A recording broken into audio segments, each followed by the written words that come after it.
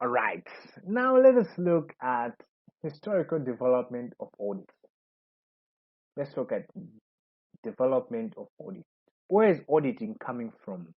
Let's look at the origins of audit. How did audit start? How is it now? Right?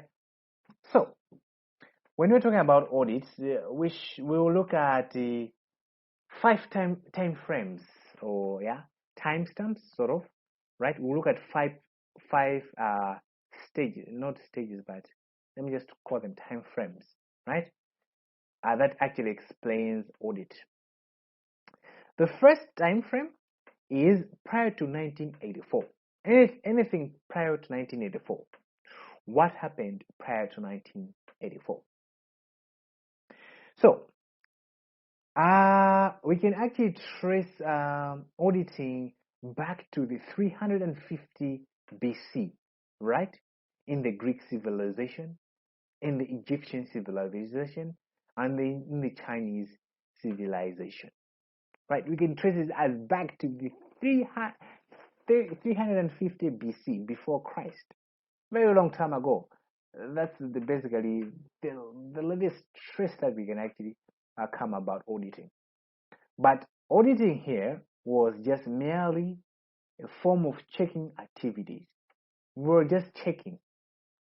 Is it correct? Checking, that's all. It was merely that, checking activity. So similar, we can also trace it to the England Exchequer, right? Or in the UK, right? The United Kingdom, right? During the reign of Henry the First, that is basically 1100 to 1135. We can also trace it back to there, right? Where special audit officers, right? People, right, called the special audit officers, were appointed to make sure the state revenue and expenditure transaction were properly accounted for, focusing on preventing and detecting fraud activity. So we can see that in all the cases, it's just merely a checking exercise, checking and verification, just to make sure that things are counted properly. And the main aim of these two activities, the checking and verification exercises, is just merely to prevent and detect fraud.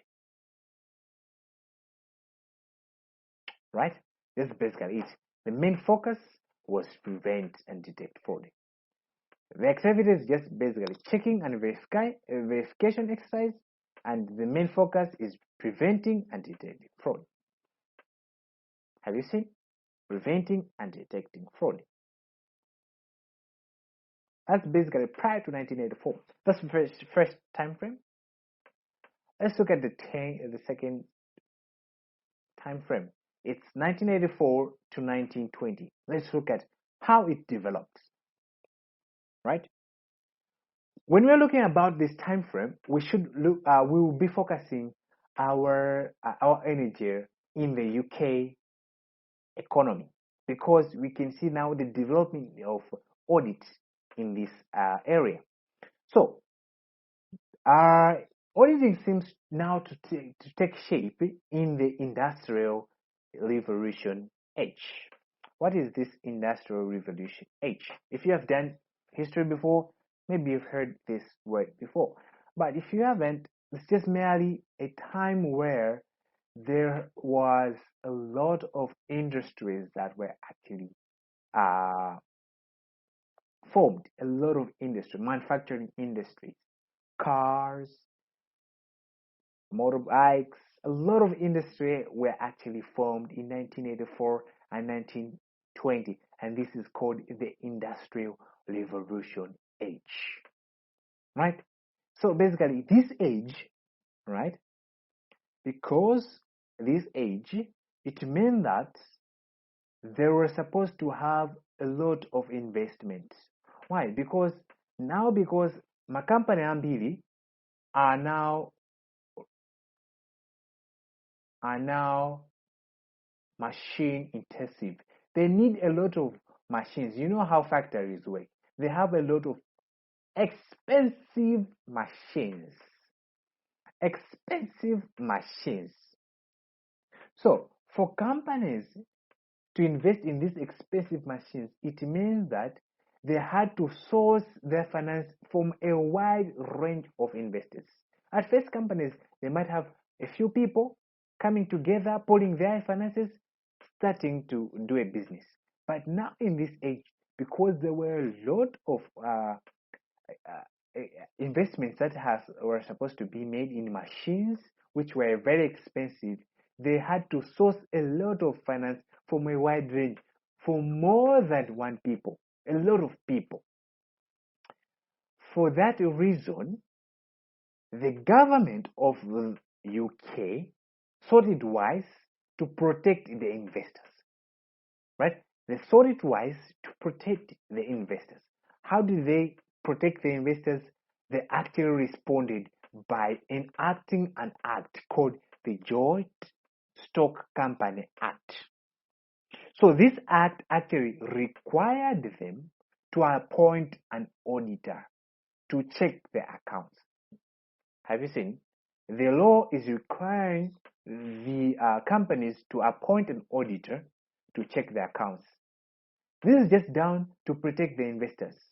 Because what if the directors just run away? That means a lot of people will have suffered. So the government wants to protect the investors. They are enacting a law that is actually requiring the companies to appoint an auditor who will be checking the accounts. This is happening in the United Kingdom economy, right? This is happening in the Industrial Revolution age, right? But during this time, the auditor that was appointed was merely a shareholder chosen by the fellow members, right? So it means that from amongst the shareholders, right, of the company, they chose somebody to represent them as the auditor. Represent as the auditor. Amongst the shareholders, they chose somebody to be an auditor. If you can see this, the auditor is not independent. We'll see what independence is and how independence can be identified, but this auditor is not independent. He is related to the shareholder. That means he is not independent. Because an independent person is somebody wabadera. But in this case, he is not an independent person. It means that at this stage, they were not really focusing on independence. They were not focusing on independence. So basically, that's it. But the primary focus of auditing at this stage still is fraud and error detection. They were still focusing on detecting fraud and error. Just like in the last time frame. Let's look at another time frame, 1920 to 1960. Now we are shifting our focus from the United Kingdom to the United States economy, because the economy there grew rapidly. Because of the growth of economy in the United States, there was this shift to the United Kingdom. Now our focus now will go to the United States rather. Right?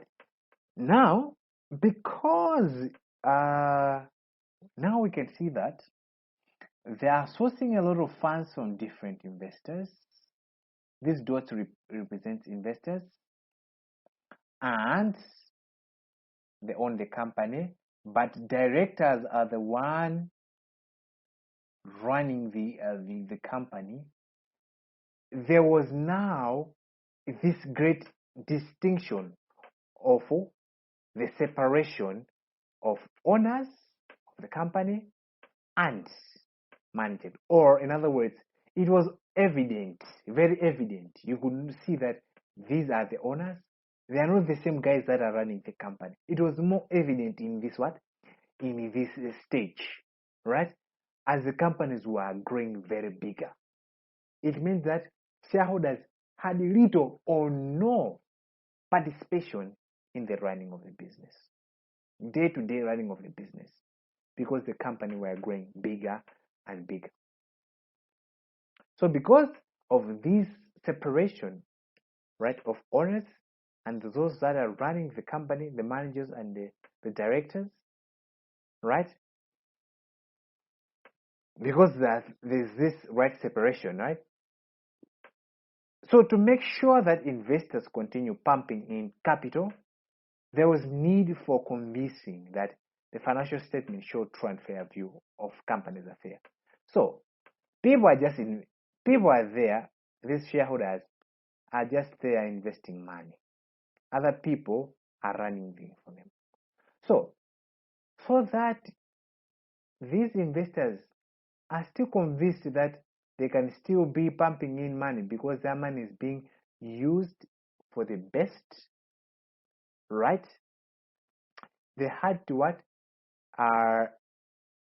actually convince them that this financial statement show true and fair view. So how do they convince them?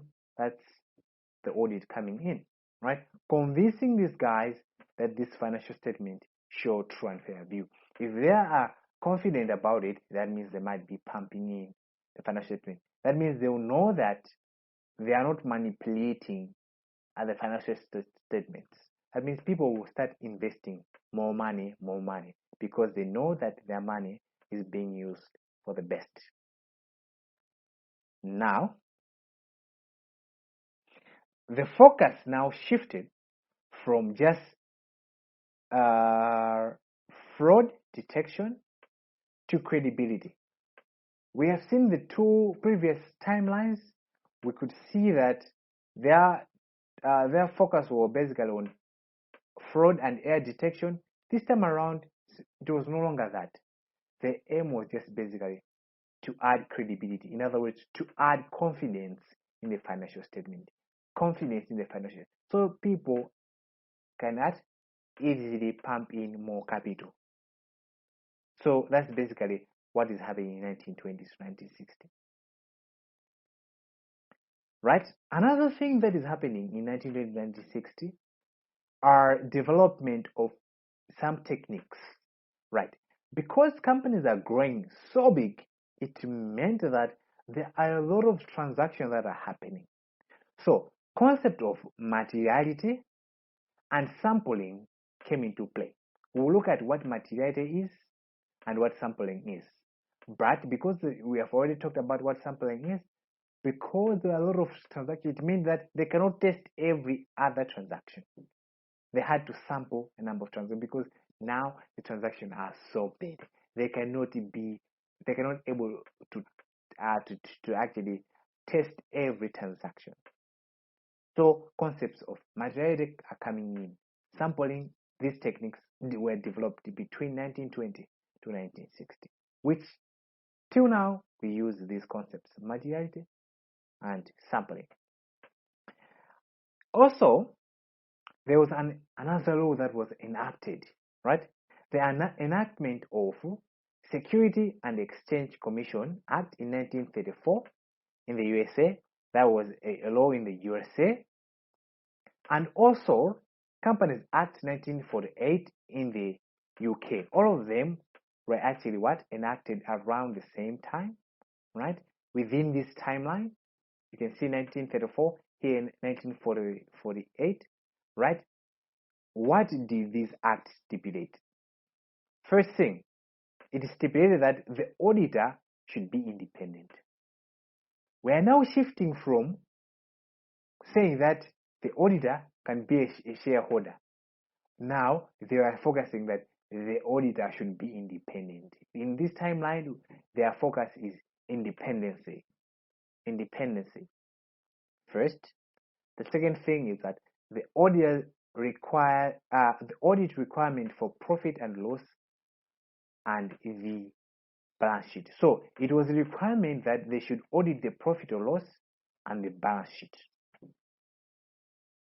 Another thing is that a requirement that auditors should be suitably qualified professional accountant. Another thing, not just being a shareholder, but it was a requirement that they should be suitably qualified professional accountants. I'm sure that in the previous time frame where shareholders, they could just take the guy with much influence, right? Those guys that have much influence were chosen to be auditors. But this time around, this act is saying that the accountant, professionally qualified accountant, should be an auditor. Another thing is that set up specific duties, powers, and responsibilities of auditors.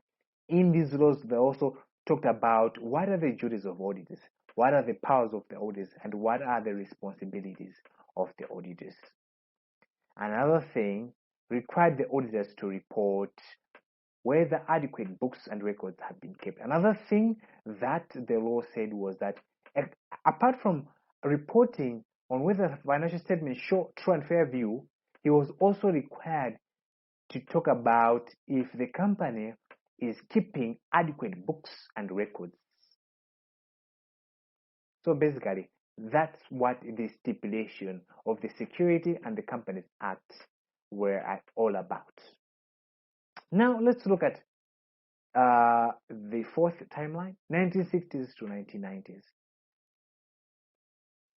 In this timeline, we can see that the economy is still growing at a very fast rate. Same thing, technology is also advancing.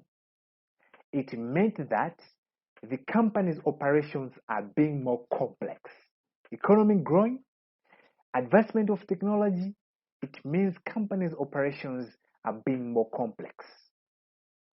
1.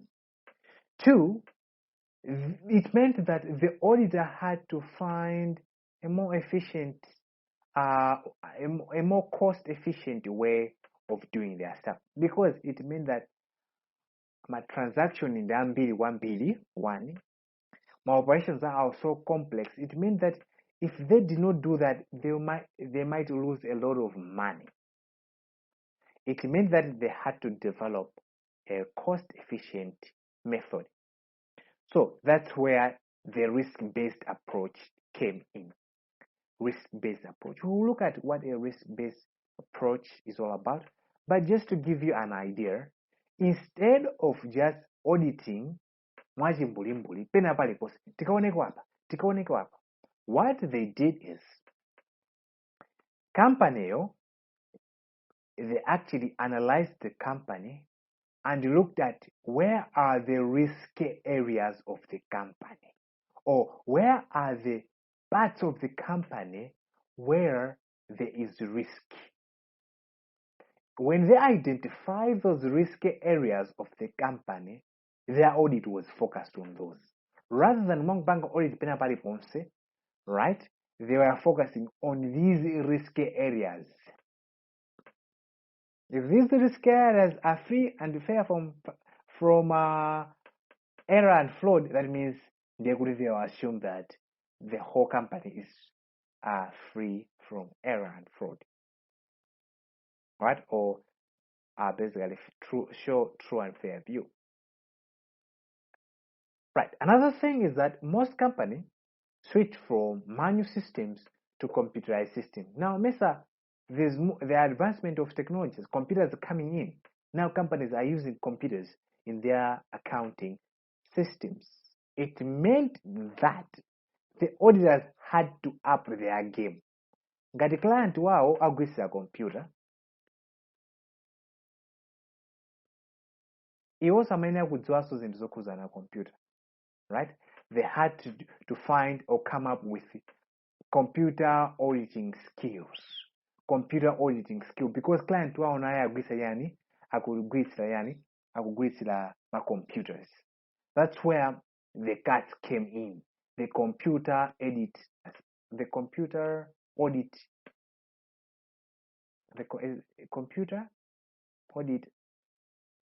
assistant audit techniques cuts. Because now the client is using what? Computers. They had to find computing skills in audit. Because what? Client shifted to using computers. This is happening between 1996 and 1960s to 1990. This also is a period when audit firms started providing advisory services on top of audit. This is also time in audit firm instead of just providing auditing anambaso kuma client emwe mwapeza kuti akumapangaso offers so ma services ena advisory services, like for example tax planning, compilation of financial statements, other services. It meant that they were actually growing their revenue streams, because instead of just providing one service, then they also were also providing other services. This is the period where such items started, but this was basically one of the downfall of audit, because there are a number of scandals that actually happened because of such. Right, now let us look at 1990s to present. This is the last timeline. Right, let's look at the last timeline. And the last timeline is 1990s to the present. So what's happening now?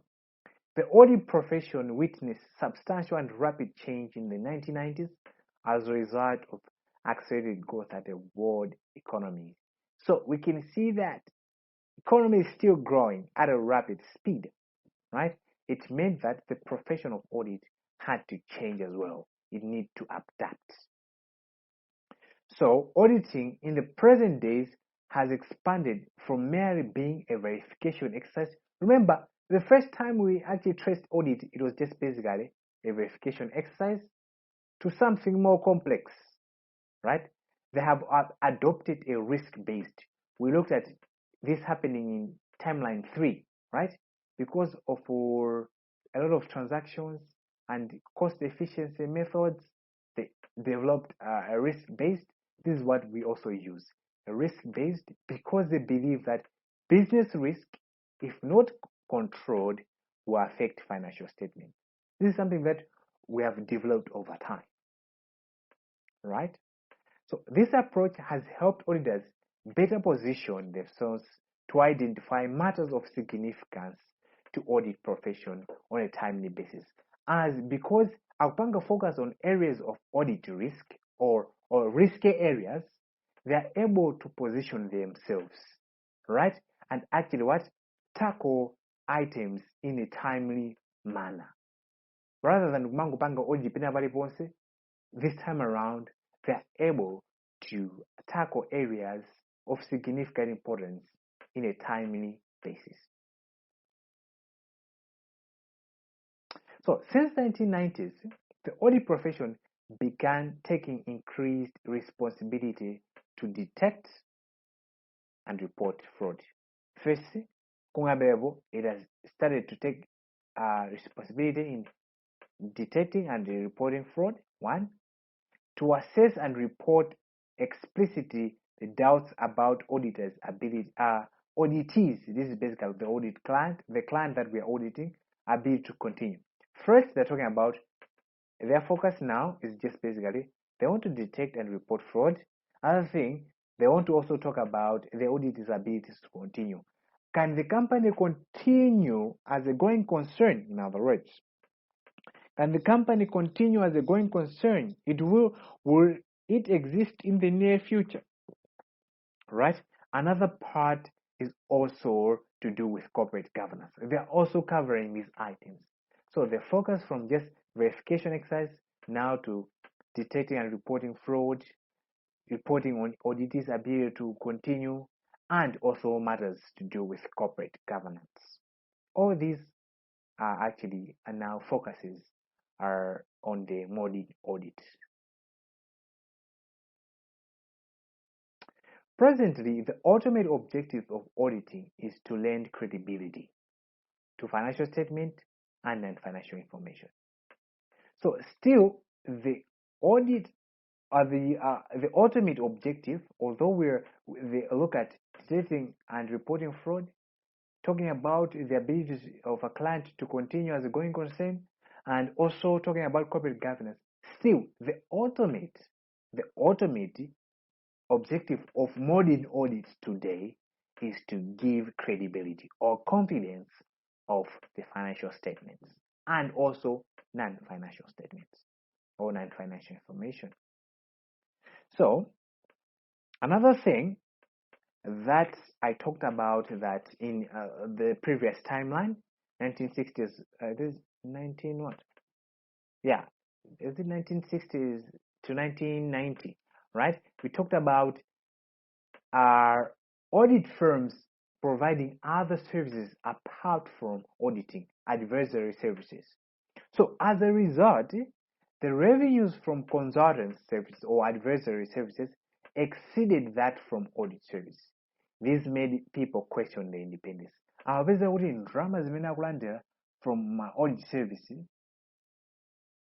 right? Kupanga compare ndi ma consultant services, mapeza za consultants or advisory zimachuluka. For that reason, anthu anayamba kupanga question the profession of audit, because what it means is that there might be self-interest. Nangataganizani kuti inuyo client wanu uyu akukupasani 200 million from non-audit, mmango athandiza consultancy. Ku audit akungokupasani 20 million. Can you be objective? Can you say that the financial statements are not true and fair? Fake ukuzana kuti mwangotero zikuvutani hata kusiyani ngati client, right? Because of that, mupeza kuti mwenima problem mutakupeza kuti there is a self-interest. Mupeza kuti mungonena kuti company bwino just because mukuza kuti ndalama zambiri zanu zikuchera kudula kumeneko. Makona? So because of that, people started to actually question the independence of auditors. But auditors are they independent as they're supposed to? So that's basically to do with that. Another thing is that we also looking at the corporate scandals achitika period imeneyo. Makampani akulukuta overnight. There was this company called Enron. If you want to look it up, it's in the USA. As overnight inata. Koma company yoti imapangidwa audit every year. Nkuwana kuti this financial statement show true and fair view. Kapeza kuti overnight ndikuta company yoti imapangidwa audit zinadabwisa dziko lonse lapasi. So basically that's it. This is a period where corporate scandals actually came in, and also this also put much doubt in the auditors' independence. Kapena mapasa drama udazinama, right? And ndipo maauditor amene wanamangidwa director amene wanamangidwa, right? So it put the profession in doubt. As a result of these two things, right, the doubts of this profession, audit firms separated their consulting services by opening new and separate companies so as to make them seem independent. So what they did, audit firm, let's say Deloitte, right? Sikuti kufuna kusiya kupeka ma consultants or consultant service. What we did, instead of having one company, amangusegula company ina, right? Ikala Deloitte audit, bas, izo kubanga za audit. Ina the same ikala no Deloitte obanga ma consultants. That means now Deloitte audit is a separate company. It means that these guys are now seen independent. That means the only revenue stream that they are actually generating is from what? Auditing. So now this is what they did. Because of the doubt that people had, companies or audit firms started to open other companies, right, for separate consulting services, so that they might be seen independent. So that's basically the end. So you can see how audit has actually moved from prior to 1984 in the 350 BC to the modern day. You can see Kuripamba just a mere checking and verification, and we have seen Taina Gunagudi auditors weren't independent down how they've come up with techniques that we use now, sampling right? Because of the vast majority of transactions that are happening. We have seen materiality, we have seen the risk-based approach, which now we are using till now. So thank you.